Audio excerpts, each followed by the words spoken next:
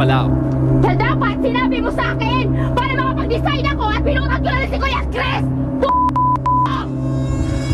Hindi ko na lang pinatulan. Inisip ko na lang na wala ring mangyayari. Hindi ko sinabi niyo sa akin na nakapag-decide ako. Bakit di mo ako kinausap? Being stuck on an island with someone you don't really like sucks. Chris at Justine nagharap sa isang face-off. Sino sa dalawa ang magpapaalam sa isla?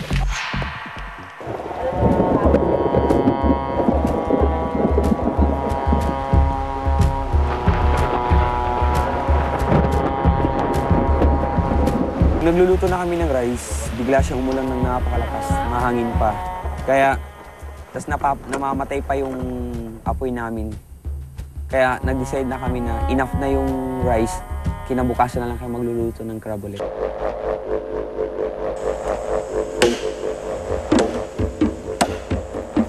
Wala kami inubos na panahon kahit medyo madilim.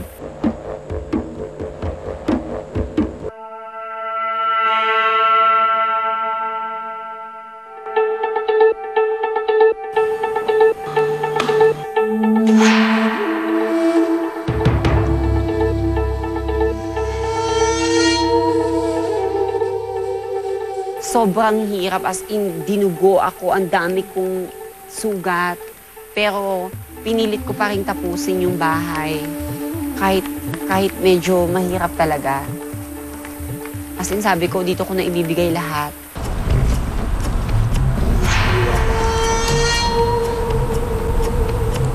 Ang challenge na to hindi madali.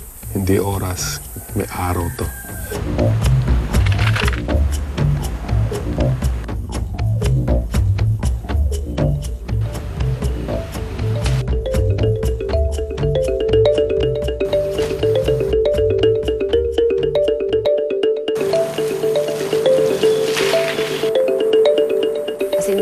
Mangiyak-ngiyak na ako, naiinis na ako kasi ang hirap-hirap ayusin ng mga kawayan at kakanda sugat-sugat ako.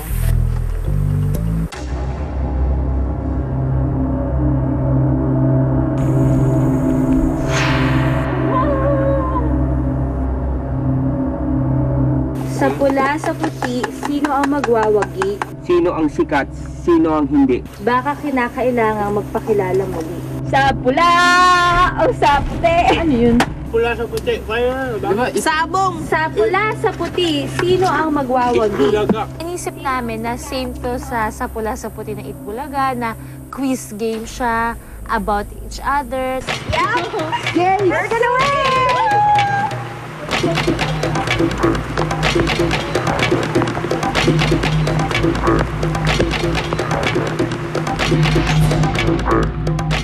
Susunod. Kahit ano man mangyari, gusto ko nang umuwi. As in, napanghihinaan na ako ng loob kasi nga naaawa na ako sa sarili ko.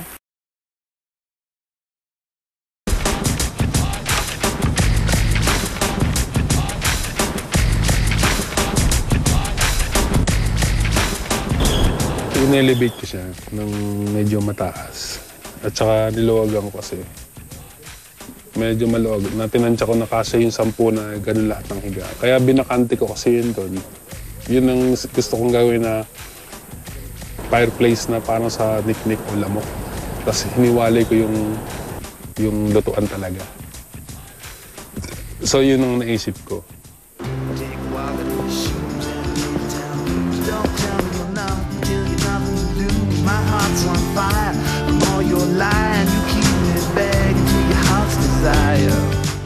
Naisip ko talaga na paghiwalayin ko 5-5, tapos yung gitna ko, meron akong parang apoyan. Para yung apoy nasa ilalim ng roof, hindi siya mamamatay. At ano pa, magagamit pa namin yun na pag natutulog kami, na parang warmer namin, ganun.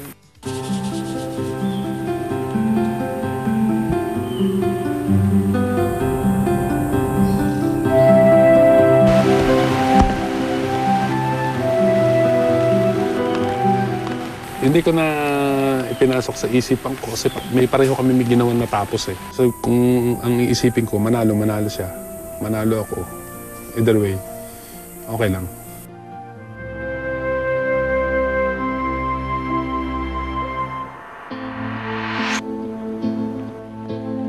pumasok sa isip ko yung kahit ano man mangyari, gusto ko nang umuwi. As in, napanghihinaan na ako ng loob kasi nga naaawa na ako sa sarili ko. Nagdasal na lang ako na hanggang dito na lang yung kaya ko. Sana kung ano man ma-appreciate, ganun.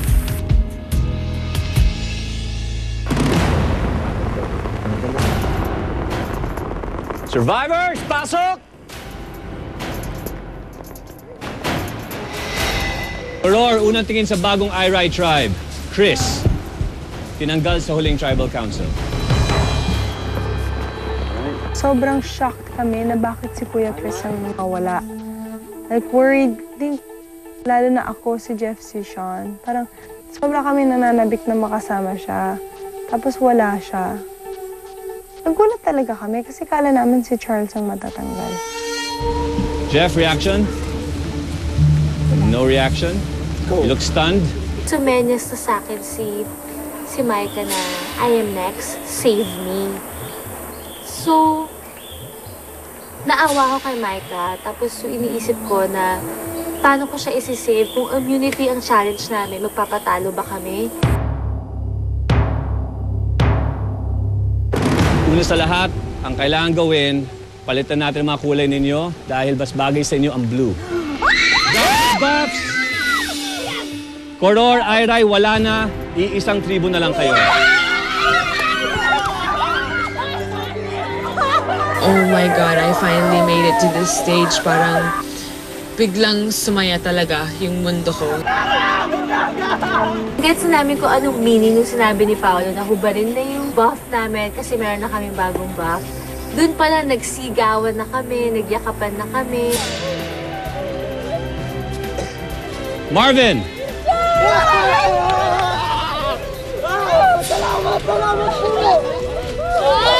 Sean! Pakitanggal ang mga buff ninyo. Suzuki!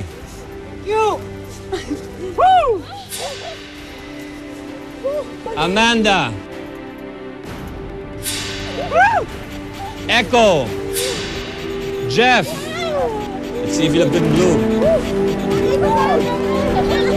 Absolutely na deserving kaming lahat na humantong sa merge. Charles!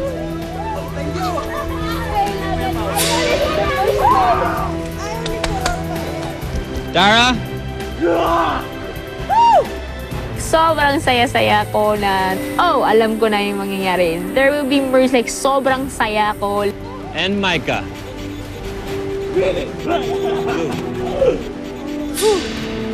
Pakibagsak ang mga flag. Wala nang Koror, wala nang Irai.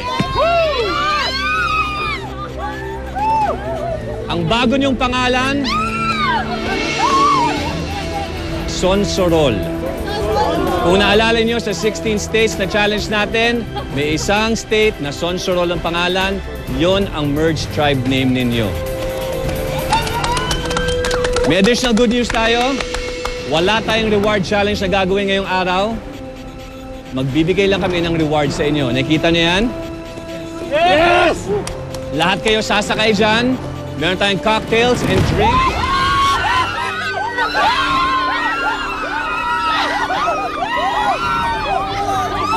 Iikot tayo sa mga isla. Dadaling kayo sa isang special island kung saan may isang feast na nag-aabang sa inyo.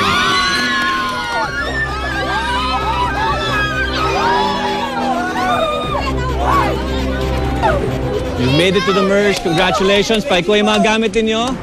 At sa ilang sandali, sasakay tayo doon. And we'll enjoy the rest of the day. Magkikita-kita tayo doon sa isla.